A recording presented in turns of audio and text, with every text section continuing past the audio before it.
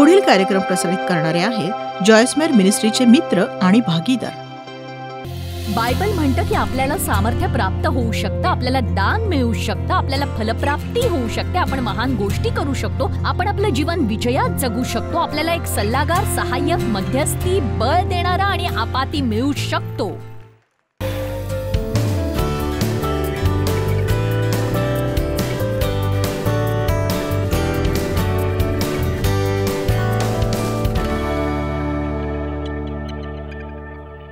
मला सांगा, का कोणाला वाटेल की आपल्याला जेमतेम मिळावं, थोडंसं मिळावं, मला भरून जायचंय, संपूर्णपणे भरून जायचंय, मला पूर्ण भरून जायचंय पवित्र आत्म्याने. आमेन. तुम्हाला अभिषिक्त या शब्दाचा अर्थ माहितीये? मला नाही माहित तुम्ही अभिषिक्त हा शब्द ऐकलाय की नाही, पण बायबल म्हणतं येशू हा अभिषिक्त आहे, तो अभिषिक्त आहे. आणि योहानाच्या पहिल्या पत्रात म्हटलंय आपल्यावर अभिषेक आहे, आपण सगळे अभिषेकित आहोत आणि तो अभिषेक आपल्यात वास करतो आणि अभिषेकात सक्षम करण्याचं सामर्थ्य आहे. ते गोष्टी करण्यास आपल्याला सक्षम करतं आणि आपण त्याला असं जपायला हवं जसं ते खूप प्रिय किंवा मौल्यवान असं असेल. पण अभिषेक या शब्दाचा तुम्ही जर अभ्यास केला तर त्याचा अर्थ असा होतो की घासणं किंवा सर्वत्र पसरवणं. तर जसं जर मी तुम्हाला अत्तराने अभिषिक्त करणार असेन, मी ते घेऊन तुमच्यावर सर्वत्र पसरवेन जोवर त्याचा सुगंध तुमच्यातून यायला लागत नाही. म्हणजे आम्ही तुमचा सुगंध काही अंतरावरूनही घेऊ शकू, तुम्हाला अत्तराचा वास येईल. पण देवाचे आभार की आपण केवळ अत्तराने अभिषिक्त नाही, आपल्याला पवित्र आत्म्याने अभिषिक्त करण्यात आलंय. आपल्यावर सर्वत्र पवित्र आत्मा चोळला, घासला गेलाय. आमेन. मी आज हे करते याचा मला आनंद आहे, कारण तुमच्यापैकी काही जण आणि काही जण आहेत. खरं सांगायचं तर तुमच्यासारख्यांमुळेच मी जे करते ते करते खरंच. आमेन. कारण केवळ इथेच असणारे लोक नाही, टीव्हीवरून पाहणारे असंख्य लोक असण्याची शक्यता आहे ज्यांना मी काय बोलते याची समज नसेल. पण एक कारण ज्यामुळे आपण जगातल्या जीवनात सानिध्य आणि सामर्थ्य अनुभवत नाही, हे नाही की आपल्याकडे ते नाही किंवा आपल्यासाठी ते उपलब्ध नाही, पण हेही की ते आपल्याला माहीतच नसतं, आपल्याला कल्पनाच नसते ते आपल्या जीवनात कसं मुक्त करावं आणि त्याचं रक्षण कसं करावं, त्याची किंमत आपल्याला ठेवता येत नाही. म्हणून आपण सतत त्या गोष्टी करत राहतो ज्याला बायबल म्हणतं पवित्र आत्म्याला दुखावतो, शमन आणि अडवत असतो आपण.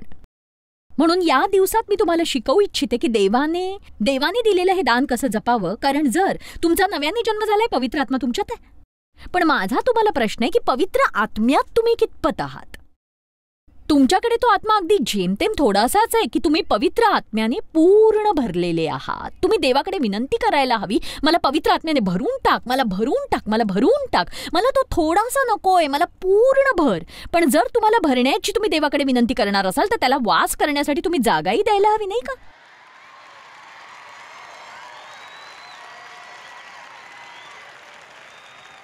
येशूला कृपा करून इतकंच मिळवण्याचा प्रयत्न करू नका की स्वर्गाच्या मागच्या दारातून आत सरकता येईल. तुमचं जीवन पार उघडं करा आणि म्हणा की देवा, ही मी, याचा अर्थ काय मला ठाऊक नाही, पुढे काय तेही मला माहित नाही, पण मी तुला आत्ता सांगते की तू मला संपूर्णपणे घे आणि माझ्या आयुष्याचं हवं ते तू कर. आणि मी तुम्हाला सांगते, समजा तुम्हाला ते करायचं नसेल, तुम्हाला मनापासून वाटत नसेल तर करू नका, कारण एकदा का तुम्ही ते म्हटलं तर तुम्हाला परतता नाही येणार.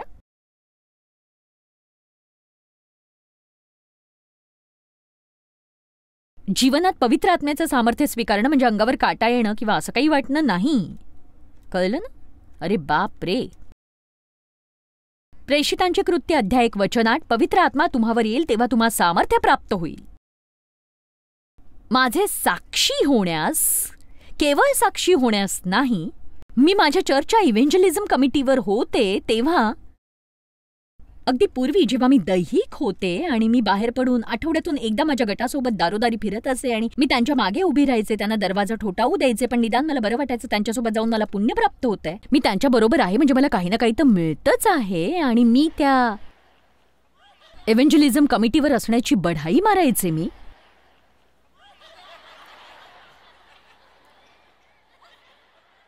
हो आमेन. मी एव्हँजलिझम कमिटीवर आहे. प्रभूची स्तुती असो. परंतु माझ्या घराच्या बंद दरवाजा मागे एक भयंकर असं स्वप्न होतं. सतत चिडलेली, निराशावादी, फेरबदल करणारी, नियंत्रण ठेवणारी, हेवा करणारी, हावरट, मत्सरी, अक्षमाशील, पुन्हा रविवारी चर्चला जाणारी. मी नक्की काय म्हणते तुम्हाला कळतंय का? एक सांगू का, खरं तर मला तसं व्हायचं नव्हतं, पण काय करावं हे मला समजत नव्हतं. त्याचं काय करावं हे मला समजत नव्हतं. मला समजत नव्हतं मला पवित्र आत्म्याच्या सामर्थ्याची खरंच गरज आहे. जेव्हा पवित्र आत्मा तुमच्यावर येईल तुम्हाला सामर्थ्य प्राप्त होईल. साक्ष होण्याचं सामर्थ्य, साक्ष देत राहण्याचं नाही. मी साक्ष देत होते पण माझ्या दैनंदिन जीवनात साक्ष होण्याचं सामर्थ्य माझ्यात नव्हतं. मी आता साक्ष देत नाही पण मीच एक साक्ष आहे. तुम्ही म्हणाल म्हणजे तुम्ही लोकांना येशूविषयी सांगत नाही. निश्चितच मी लोकांना येशूविषयी सांगते, पण एक सांगू, मला वाटतं आपण लोकांना येशू अधिक दर्शवायला हवा. आपलं जीवन हे तसं जगायला हवं आणि येशू आपल्यातून दिसायला हवा. आपल्यात येशूचे गुण असायला हवेत, आत्म्याची फळं असायला हवीत, आत्म्याच्या दानाने आपण वाहत असायला हवं, त्या दैवी सामर्थ्याने ज्याने आपल्याला दैवी जीवन जगण्यासाठीची ऊर्जा प्राप्त होत असते.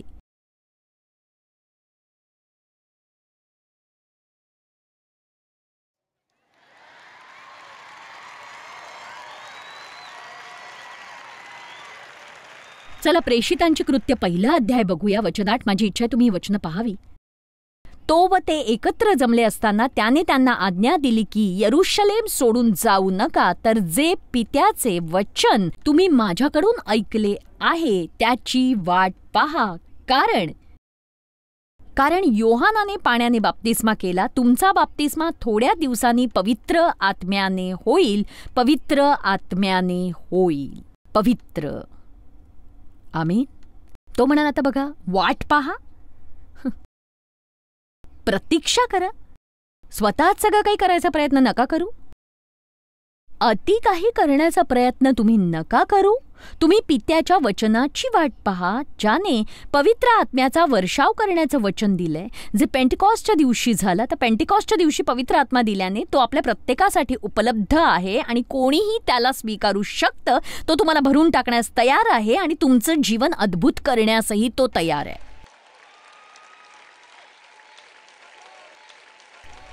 वा वा.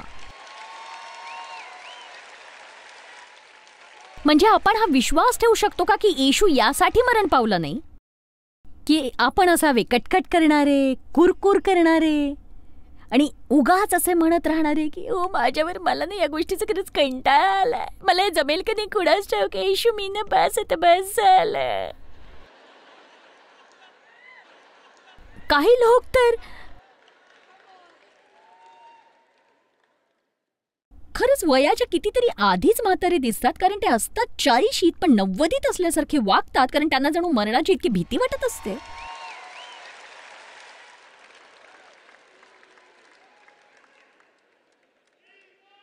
का आणि कशाला हे? तुम्ही पवित्र आत्म्याने भरून राहा. तुम्ही 40शीत दिसणार नाही, इतके तरुण तुम्ही 80शीत दिसाल.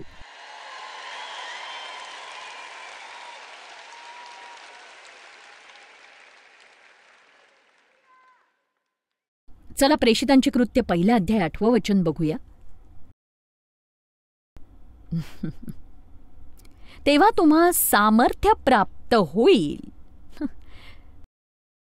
मला हे माहित होतं की देवाकडे सामर्थ्य आहे, पण अनेक वर्ष मी चर्चला गेले, मला हे कोणीच सांगितलं नाही की माझ्याकडे आहे.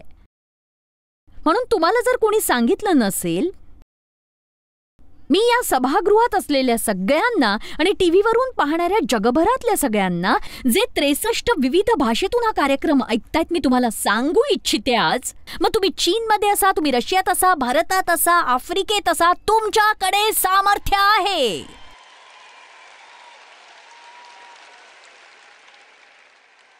देवाची इच्छा आहे तुमच्याकडे सामर्थ्य असावं दैनंदिन जीवन जगण्यासाठी, जिथे जरी तुमच्यावर अडचणींचा भार असला तरी तुम्ही मान उंचावून सरळ खांदे ठेवून म्हणू शकता, मला बळ देणाऱ्या ख्रिस्ताद्वारे मी जे करण्याची गरज आहे ते सगळं काही करू शकते. मी निरुत्तर नाहीये, मी भरकटलेले नाहीये, कारण परमेश्वर माझ्याशी जवळच्या सहभागितेत आहे आणि काय करायचं हे तो मला दाखवणार आहे. आपल्याला जर परमेश्वराचं सामर्थ्य समजलं नाही तर नवलच आहे. ख्रिस्ती असणं इतके कंटाळवाणं आहे, तुम्ही काहीच करू शकत नाही. एक गोष्ट सांगू, मी काहीच करण्यासाठी नजर फिरवत नाही.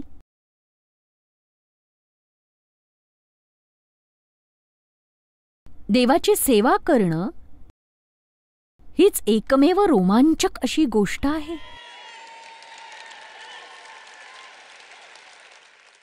म्हणजे तुम्ही देवासाठी पवित्र आत्म्याने भरलेले गुप्तहेर असू शकता.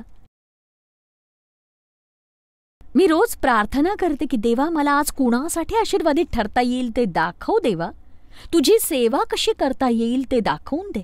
बघा, उगाच बसून राहून तुमच्या समस्येचं निवारण होण्याची वाट पाहू नका. तुमच्याद्वारे तुम्ही परमेश्वराला वाहू द्या, कुणाला तरी प्रोत्साहित करण्यासाठी, कुणाचं तरी सांत्वन करण्यासाठी, कुणावर तरी प्रीती करण्यासाठी, कुणाची तरी गरज भागवण्यासाठी.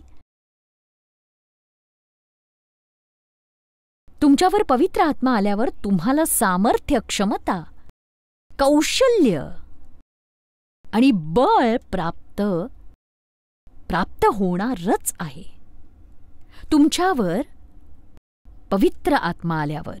आता मला तुम्हाला सांगायचं, तुम्ही जर ख्रिस्ती असाल, तुमचा नव्याने जन्म झाला असेल, पवित्र आत्मा तुमच्यावर आलाय, पण तुमच्याकडे काय आहे हेच तुम्हाला माहित नाहीये, तर तुम्ही त्याचा वापरच करत नाही. मग हे म्हणजे असं जशी एखादी अरबोपती व्यक्ती दारिद्र्यात मरेल कारण बँकेत जाऊन पैसे कसे काढायचे तेच माहित नाही तिला. तुम्ही सुरुवात या विश्वासाने करायला हवी की हे सामर्थ्य तुमच्याकडे उपलब्ध आहे. तुमच्या जीवनात पवित्र आत्म्याचं कार्य तुम्ही एकत्रित करायला शिकायला हवं. आणि म्हणूनच या दिवसात आपण याच्या महत्वाविषयी आणि आत्म्याच्या मार्गदर्शनात कसं चालावं आणि पवित्र आत्म्याचं कौतुक कसं करावं आणि देवाकडे सर्वप्रथम कसं जावं आणि काहीही करण्याआधी त्याच्याकडे का जावं याविषयी बोलणार आहे मी. आपण देवाकडे बळासाठी जातो, आपण देवाकडे सांत्वनासाठी जातो, आपण देवाकडे सल्ल्यासाठी जातो, आपण मदतीच्या गरजेसाठी देवाकडे जात असतो, आपण विवेकासाठी देवाकडे जातो. आपल्याला कुठली परिस्थिती सोडवता येत नाही. गेल्या महिन्यात मला खूप अशक्त वाटत होतं, खरंच थरथरायला होत होतं, घाम येत होता, काय होतंय कळत नव्हतं. माझ्या कुटुंबातले सदस्य म्हणाले डॉक्टरकडे जायला हवंस तू, आणि मी म्हटलं मला वाटतं मी याविषयी आधी प्रार्थना करते. आणि त्यांना ते कळलं, कारण त्यांनाही मी तेच सांगत असते. एक सांगू का, मी देवासोबत आज थोडा वेळ घालवला आणि काय चुकतंय ते त्याने मला दाखवलं. साधं सोप्पं, कुठल्याही चाचणीची गरज नाही. मी व्यवस्थित खात नव्हते, मी दीर्घकाळ उपाशी राहत होते, आणि मग कधी कधी इतकं खात होते की ते मला भारी पडत होतं, आणि मग मला इतकी गुंगी यायची की कुठेतरी पडून नुसतं आराम करावा असं वाटायचं मला. आणि मी तुम्हाला केवळ यासाठी हे सांगतेय की तुमच्या हे लक्षात यावं की तुम्ही प्रथम देवाकडे गेलात ना, तर तो तुमच्या आयुष्यातल्या बाबींसाठी तुम्हाला समज देईल. आणि बघा, जर मला डॉक्टरकडे जायची गरज असेल, देवानं म्हटलं डॉक्टरकडे जा, तर मी डॉक्टरकडे जाईन. आमेन. मला पाठदुखीची समस्या आहे आणि आता काही वर्ष माझा पायही मला त्रास देतोय, बसल्यावर तो सुन्न होतो. मला वाटतं की डॉक्टरकडे जावं, पण मला वाटतं की देवाने काय चुकतं ते दाखवलं तर मला ते सोपं वाटेल, फार सोपं पडेल. पण आपल्याला यश न मिळण्याचं एक कारण म्हणजे आपण धाव घेऊन काहीतरी करण्याच्या प्रयत्नात असतो. ऐकलत का माझं? आपण योजना आखतो आणि देवाला त्यावर आशीर्वाद देण्याची अपेक्षा करतो. देवा, ही माझी योजना, आशीर्वाद दे. आपण आधी योजना आखून मग देवाने ती योजना सफल करण्याची प्रार्थना करू नये. आपण प्रथम प्रार्थना करावी आणि मग देवाकडे योजना आहे का ते पाहावं. आमेन. बघा, आज मी सकाळी केस कलर केले आणि त्या मुलीने ते नीट करावं म्हणून प्रार्थनाही केली. मी माझे केस कापले आणि मला पुढचे केस फार छोटे नको होते. मी त्यासाठी सुद्धा मनापासून प्रार्थना केली. कळलं ना? मी तुम्हाला हे समजावू पाहतेय की तुम्ही कुठल्याही गोष्टीसाठी प्रार्थना केली तरी परमेश्वराला त्रास होत नाही. त्याला तुम्हाला मदत करू द्या आणि तुम्हाला हव्या त्या गोष्टींची उत्तरं त्याला मागा. आपण रोमकरा 7 अध्याय 6 वचन पाहू. आता ज्याने आपण बद्ध होतो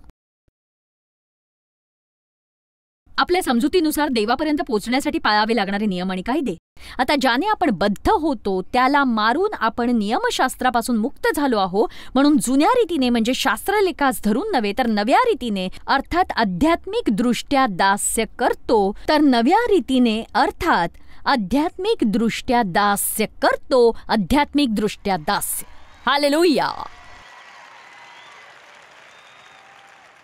पवित्र आत्मा आपल्याला वाट दाखवतो. बघा, आज लोकांना ही माहिती हवी आहे. आणि तुम्हाला वाटूच शकतं की मी विचित्र आहे, पण खरंच आता मला परवा नाही, कारण माझं बरंच वय झालंय. यात फार फायदा आहे. आणि एक सांगू, मी जगाच्या भाषेत आता ज्येष्ठ नागरिक होत चालले. पण डेव्हचं आणि माझं वय होत नाही, आम्ही दिवसेंदिवस तरुण होतोय. मला वाटतं एकदा का तुम्ही 70ला पोहोचलात ना, तुम्ही उलटे जाता. म्हणजे पुढच्या वर्षी माझं वय 69 असेल.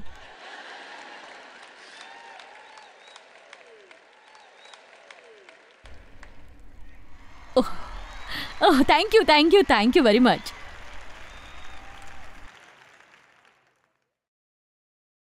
मी आत्ता काय बोलणार आहे तेच विसरले मी. थांबा जरा, हा माझा तो क्षण आहे. आठवेल का ते मला पाहू द्या.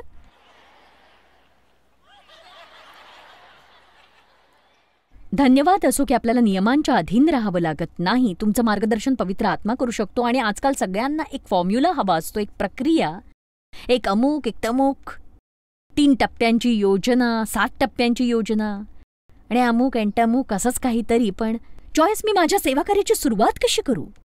एक सांगू, माझं उत्तर काय असतं? तुम्ही देवावर आशा ठेवा, तुम्ही सुरुवात करू नका. तुम्ही केवळ देवावर आशा ठेवा, सुरुवात करू नका. कारण सुरुवात आणि शेवट करणारा तोच आहे. आणि तो त्याचा शेवट करत नाही ज्याची सुरुवात तो करत नाही.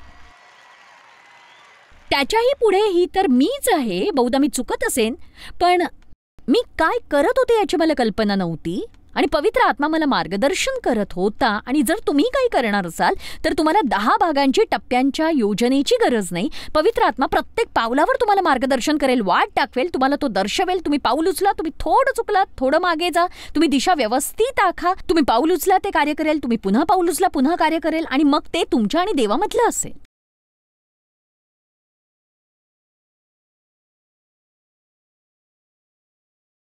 पण जॉयस, तुझी यासाठी प्रक्रिया कशी आहे? संदेशाची तयारी करण्याची प्रक्रिया कशी आहे? मला ते सांगण्यात काही हरकत नाही, पण मी ते खात्रीने नाही सांगू शकत.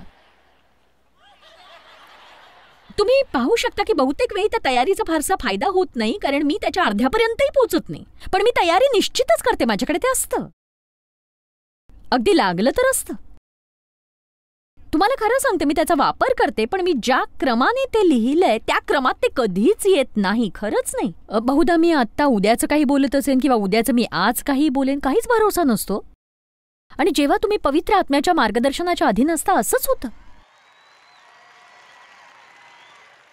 आणि एक सांगू, म्हणून बरेच लोक पवित्र आत्म्याच्या मार्गदर्शनात नसतात, कारण ते थोडंसं भीतीदायक असतं. आपल्याला सगळंच हवं असतं, 1 2 3 4 5 6 7.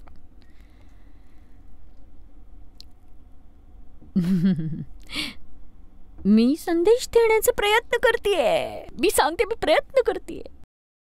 आज मला थोडासा वेळ आहे आत्म्याच्या फळांविषयी बोलण्यासाठी. आत्म्याची फळं, ओह वा वा वा वा वा. पवित्र आत्मा जे फळ आपल्यात उत्पन्न करतो, प्रीती, आनंद, शांती, संयम, चांगुलपणा, दया, नम्रता, इंद्रिय दमन. पुन्हा कधीही म्हणू नका की माझा स्वतःवर ताबा नाही. तुमच्याकडे जे आहे ते तुम्हाला वापरायचं नसेल, पण तुमचा नव्याने जन्म झालाय तर तुमच्यात इंद्रिय दमन आहे. पुन्हा कधीही म्हणू नका की ते माझ्यासाठी अति होतं, ते अगदी टोकाला पोहोचले. नाही, तुम्ही हे म्हणायला हवं, मला माझ्या आयुष्यात जे करण्याची गरज आहे ते करण्यास ख्रिस्ताद्वारे परमेश्वर मला बळ पुरवून सक्षम करतो. आमेन. आणि मग ही बघा, ही आत्म्याची फळं.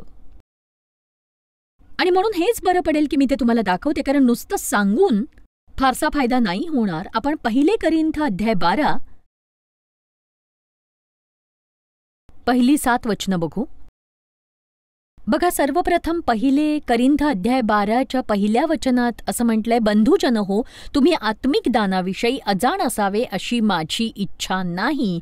अजाण असावे अशी माझी इच्छा नाही. बघा, किंग जेम्समध्ये याला अजाण म्हटलंय. तुम्हाला कल्पना आहे का की चर्चच्या या दुनियेत किती लोक हे पवित्र आत्म्याच्या दानाविषयी अजाण आहेत?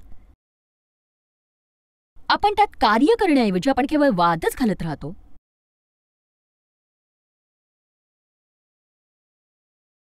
मी 12 वर्ष चर्चमध्ये असूनही कधीही आत्म्याच्या दानांविषयी ऐकलं नव्हतं. साधं ऐकलं सुद्धा नव्हतं. वचन 7 तर एकेकाला, प्रत्येकाला, बघा त्यात माझाही समावेश आहे, तरी आत्म्याचे प्रकटीकरण एकेकाला उपयोग होण्यासाठी मिळते. एकेकाला उपयोग होण्यासाठी. तरी आत्म्याचे प्रकटीकरण एकेकाला उपयोग होण्यासाठी मिळते. किती पालकांना वाटतं तुमच्या मुलांसाठी तुम्हाला एका विवेकाच्या संदेशाची गरज आहे? सांगा.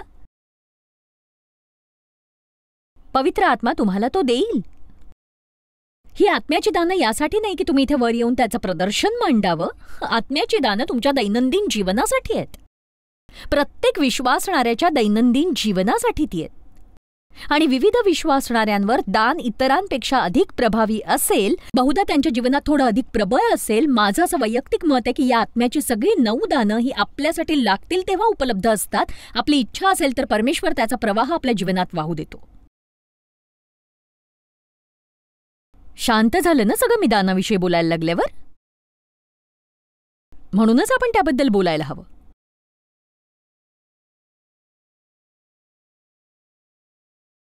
विवेक या शब्दालाच ज्ञान हा दुसरा शब्द देण्यात आलेला आहे. बघा, जेव्हा तुमचं देवासोबतचं नातं वाढू लागतं आणि कुठली तरी वस्तू तुम्ही गमावता, बहुधा तुमच्या गाडीच्या चाव्या कुठे ते माहीत नसेल किंवा दुसरी एखादी वस्तू, एक सांगू, तुम्ही 1 मिनिट थांबून म्हणू शकता, देवा त्या कुठेत मला दाखव. मी तुम्हाला हे नाही सांगू शकत खात्रीने 100% फायदा होईल, पण ते पुन्हा पुन्हा झालंय माझ्या बाबतीत. हे अद्भुत असतं जेव्हा तुम्ही देवावर भार सोपावता तेव्हा. एक दुसऱ्या प्रकारच्या चमत्कारिक विश्वासात, हे विश्वासाचं दान आहे. आपल्या सगळ्यांचाच विश्वास असतो, पण विश्वासाचं ते दान असतं जे आपल्याला ते काम करण्यास सक्षम करतं. जे आपण करतोय यावर आपला विश्वासच नसतो. बघा, मला अनेक वर्ष हे माहीत नव्हतं, कारण मला ते समजत नव्हतं, पण देवनी आणि मी हे सेवाकार्य उभारलं आणि आता विश्वासाच्या दानातच आम्ही ते सांभाळतो इतकी वर्ष. तुम्हाला हलकीशी तरी कल्पना आहे का की जगाच्या 2/3 भागात टीव्हीवर येण्यासाठी आर्थिक गुंतवणूक किती असू शकेल? बघा, मला या गोष्टीचा नाही त्रास होत. मला विश्वास आहे की मी हे करावं अशी जर देवाची इच्छा असेल तर तो ते पुरवेल. आता हे एका रात्रीच झालं नाही. मला माझ्या देवासोबतच्या वाटचालीत वाढावं लागलं, पण देव तुम्हाला सक्षम करेल आणि मग तुम्हाला दक्षता बाळगावी लागते जेव्हा तुम्हाला विश्वासाचं दान मिळतं. कारण कधी कधी तुम्हाला समजत नाही की सगळेच ते का करत नाहीयेत. पण आपण जे करतो ते सगळ्यांनाच करता येतं असं नाही, कारण सगळेजण तेच करू शकतात ज्याचं दान त्यांच्याकडे असतं. हे लक्षात घ्या तुम्ही. आमेन. आणि असे बरेच जण मला माहिती आहेत, तुमच्यातले बरेच जण ते काही करतायत जे मला नाही जमलं. ते करण्याचा विश्वास माझ्यात नव्हता, मला ते करताच येत नव्हतं. पण तुम्ही एखादी गोष्ट करावी अशी जेव्हा देवाची इच्छा असते ना, ऐका माझं, तुम्ही एखादी गोष्ट करावी अशी जेव्हा देवाची इच्छा असते, ते करण्यास तो तुम्हाला विश्वास पुरवतो. ऐकताय ना?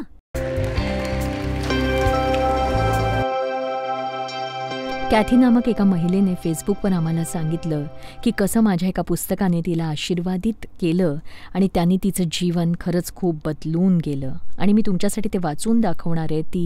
ती म्हणते की जसं मी तुमचं अद्भुत पुस्तक वाचत होते, देवाला जवळून ओळखणं, हे पुस्तक जे मला खरंच खूप आवडतं, मी पवित्र आत्म्याने भरून गेले आणि तेव्हापासून माझं जीवन अगदी छानच झालं. मी 64 वर्षांची आहे आणि देव मला हे सुंदर दान देऊ इच्छितो हे मला कधी समजलंच नव्हतं. एक सांगू, अद्भुत पवित्र आत्मा आपला मदतगार, सल्लागार आहे आणि आपला वकील आहे, आपला मध्यस्थी आहे.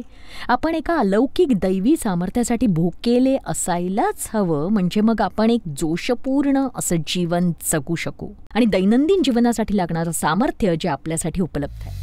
जॉयस्मायर मिनिस्ट्रीज करता तुम्ही खूप मौल्यवान आहात. आम्हाला तुमचं कौतुक आहे आणि जगभरामध्ये हे सेवा कार्य शक्य करण्याकरता आम्ही आमच्या मित्रांचे आणि पार्टनर्सचे आभारी आहोत. आम्ही एकत्रितपणे भुकेल्यांना खाऊ घालतो, गरिबांना वस्त्र देतो आणि राष्ट्रांना सुवार्ता सांगतो. तुमच्या प्रार्थनेच्या विनंती करता आमच्याविषयी आणखी माहिती मिळवा. जॉयसच्या कॉन्फरन्सच्या तारखा पहा आणि ख्रिस्ताची प्रीती जगभरामध्ये पसरवण्याकरता आमचे सहभागी व्हा.